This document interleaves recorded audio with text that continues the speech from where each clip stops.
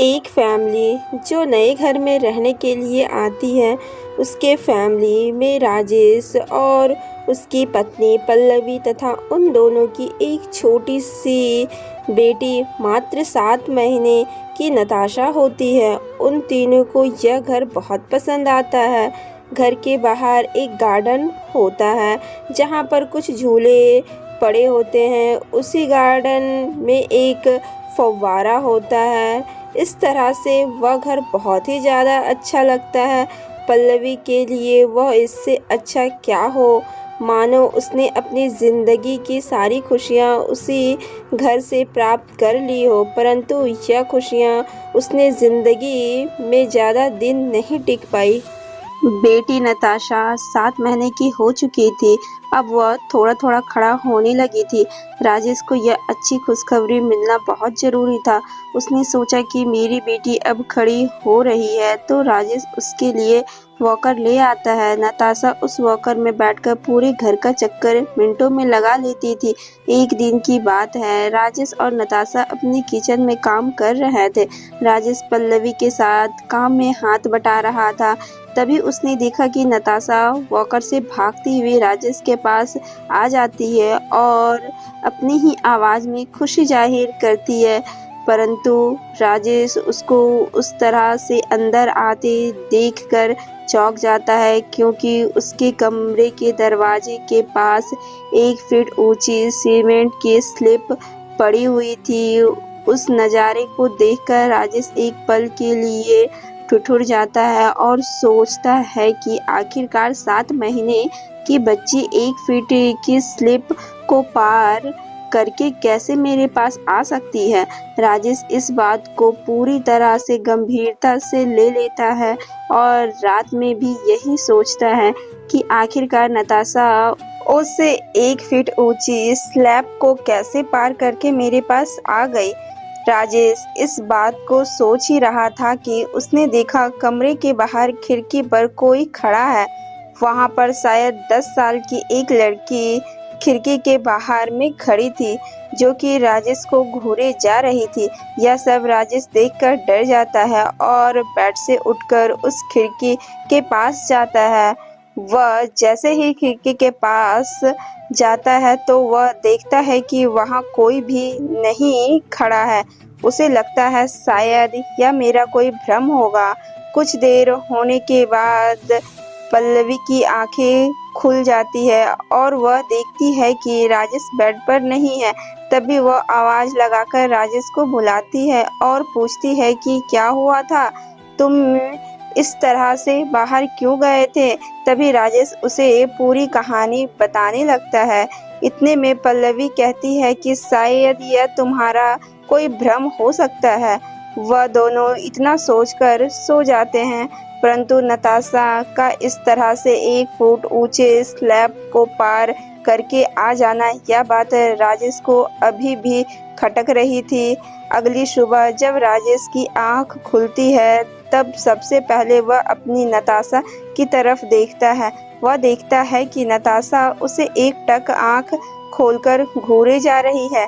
नताशा को इस तरह से देखकर उसके मन में रात वाली घटना आ जाती है कि खिड़की पर खड़ी लड़की भी उसे इसी तरह से घूर रही थी। अब राजेश बहुत ज़्यादा डर जाता है और उसे रहा नहीं जाता है। यह सब देखकर राजेश अपने घर पर एक पंडित जी को बुला लाता है। पंडित जी हवन करने लगते हैं और कुछ मंत्रों का उच्चारण करते हैं और पल्लवी से कहते हैं नताशा को अपने बाएं कंधे से लगाकर रख ले।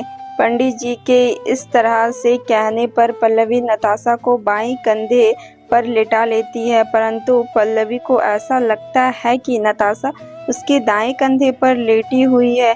जैसे जैसे पंडित जी मंत्र बोलते जाते हैं, नताशा भी उसी तरह से अपनी भाषा में कुछ बोलती है।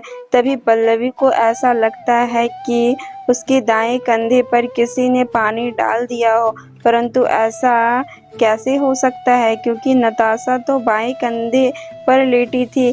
यह सब कुछ इस तरह से चलता रहता है। पंडित जी अपने मंत्र बोलते जाते हैं। कुछ देर के बाद पंडित जी की पूजा समाप्त होती है और हमसे कहते हैं कि अब घबराने की कोई बात नहीं है, मामला सब कुछ ठीक हो चुका है। अब पल्लवी और नताशा निश्चित होकर उस घर में रहते हैं। उन्हें अब किसी भी आत्मा के होने का आभास नहीं होता था। इस तरह से रहते हुए लगभग 1 महीना हो जाता है और 1 महीने तक वहाँ कोई घटना घटित नहीं होती है। जब यह नज़ारा पल्लवी और राजेश देखते हैं तो वह दोनों बहुत ज़्यादा चौंक जाते हैं।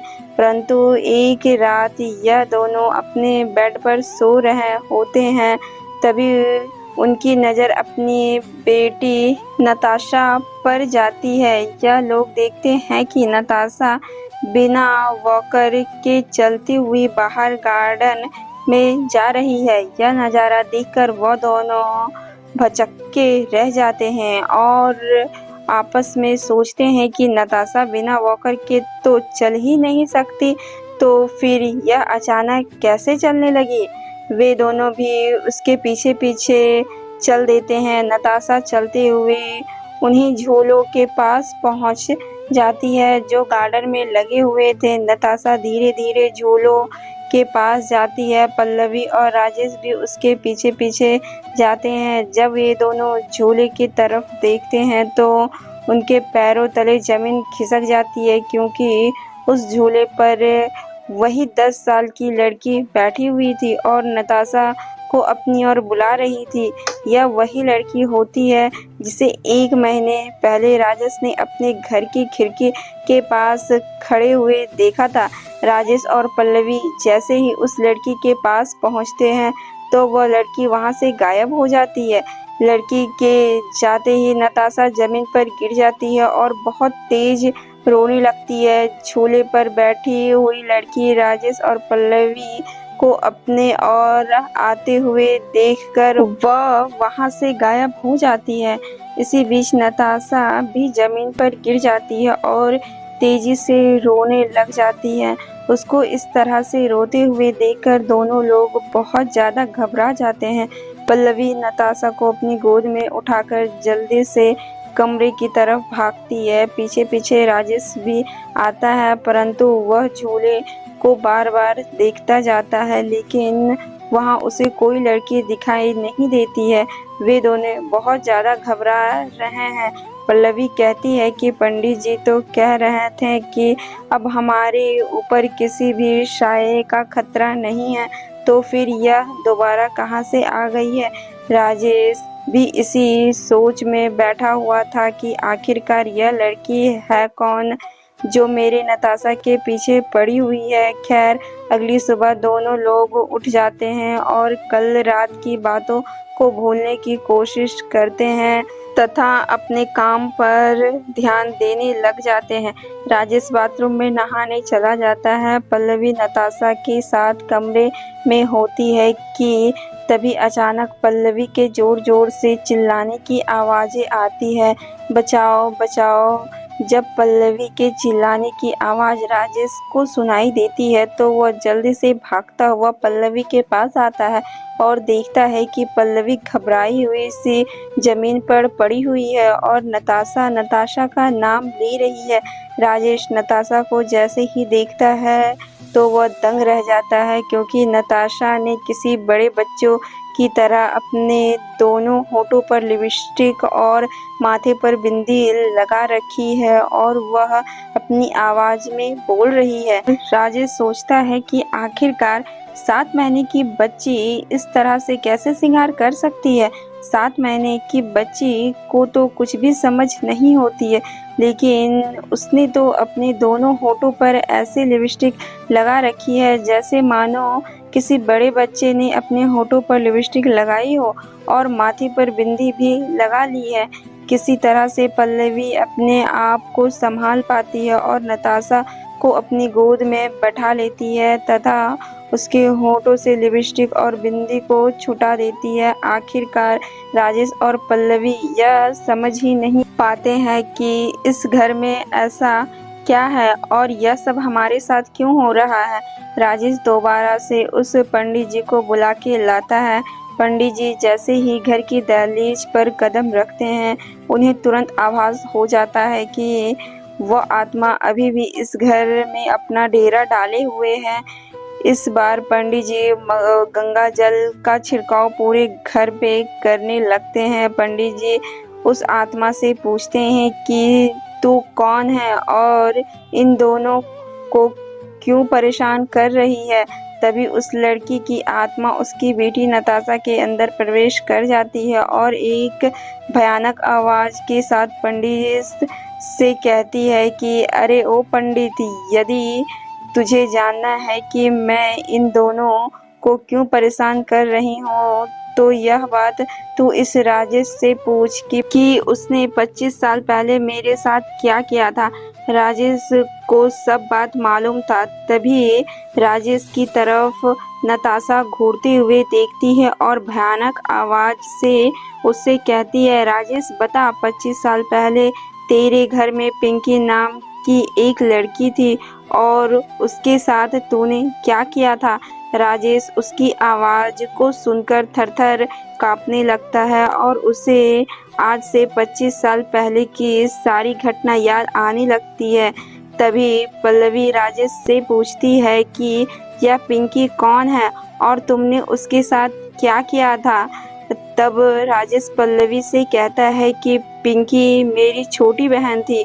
उससे मेरी माँ सबसे ज़्यादा प्यार करती थी, दुलार करती थी। 25 साल पहले यह 10 साल की थी। यह बहुत शरारती हुआ करती थी। राजेश इतना ही कह पाता था कि तभी अचानक से उसकी माँ वहाँ आ जाती है और नताशा के ऊपर पिंकी की आत्मा को देखकर वह बहुत घबरा जाती है। नताशा बहुत ज़्यादा रोती जा रही थी और पिंकी की आवाज़ में कुछ कह रही थी। राजेश की माँ तुरंत यह सब देखकर राजेश से कहती है कि बेटा, अपनी बहन से माफ़ी मांग। जो काम तूने किया था उसके लिए अपनी बेटी से माफ़ी मांग ले, जिससे कि पिंकी की आत्मा शांत हो जाए। पल्लवी को कुछ समझ नहीं आता है। पल्लवी फिर राजेश की माँ से पूछती है कि आखिर किस बात की माफ़ी राजेश मांगेगा, कोई मुझे तो बताओ। तब राजेश की माँ पल्लवी को बताती है कि जब पिंकी 10 साल की थी तब यह बहुत शरारती थी और मेरी ड्रेसिंग टेबल के पास लिपस्टिक, पाउडर, क्रीम और बिंदी निकालकर अपने चेहरे पर लगा लेती थी। वह लिपस्टिक एकदम बड़े लोगों की तरह लगाती थी, जैसे मानो उसके होठों पर बड़े व्यक्ति ने लिपस्टिक लगाई हो। अपने माथे पर बिंदी लगाकर और क्रीम पाउडर करती और अपने भाई राजेश के साथ खेला करती थी। खेलते खेलते अचानक यह दोनों छत पर चले जाते हैं। पिंकी भी राजेश के पीछे पीछे छत पर चली जाती है। तभी अचानक से पिंकी का पैर फिसल जाता है और वह रेलिंग से सीधे नीचे गिर जाती है और गिरते ही पिंकी की मौत हो जाती है। पिंकी की आत्मा आज तक यही समझती रही कि उसके भाई राजेश ने उसे गिरने से बचाया नहीं, इसीलिए वह राजेश के पीछे लगी हुई है और अब वह राजेश की बेटी नताशा को परेशान कर रही है। राजेश की माँ ने राजेश से कहा कि बेटा, अपनी बहन से माफ़ी मांग, क्योंकि जब तक तू माफ़ी नहीं मांगेगा तब तक पिंकी की आत्मा को शांति नहीं मिल सकेगी। राजेश पिंकी की आत्मा के सामने बहुत गिड़गिड़ाता और रोता है और कहता है कि मेरी बेटी नताशा को छोड़ दो। छत की रेलिंग से गिरकर तुम अपने आप मर गई थी, इसमें मेरा कोई दोष नहीं है। मैं तुम्हें नहीं बचा पाया, इसका मुझे खेद है। पिंकी, तुम मेरी बेटी को छोड़ दो। इतना कहने के बाद पिंकी की आत्मा नताशा के शरीर से बाहर निकल जाती है। अब नताशा के साथ राजेश और पल्लवी खुशी खुशी उस घर में रहते हैं।